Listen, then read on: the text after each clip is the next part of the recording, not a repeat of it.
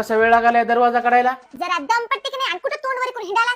तोंडवरी करून हिंडा गेलो. तुला माहित ना का हे टाइम जिमून यायचा होते? माहिती आहे, असं कसं लागलं?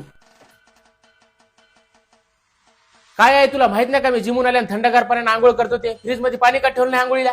अरे बाप्पा ध्यान नाही रे. असंच होय, याच्यामुळे तर तुम्ही फिट नाही की. जेवायला काय केलंय? पुरी आणि आलूची भाजी. तुला माहित नाही काय मी जिमला चलवते आणि तेलकट खाऊ शकणार ते? अरे बापू कालपासून जिमला चलास की रे, नाही तर आधी पुरी भाजीला भनभन करत गेलास की. त्याच्यातलं मग प्रोटीनचं पावडर काय झालं?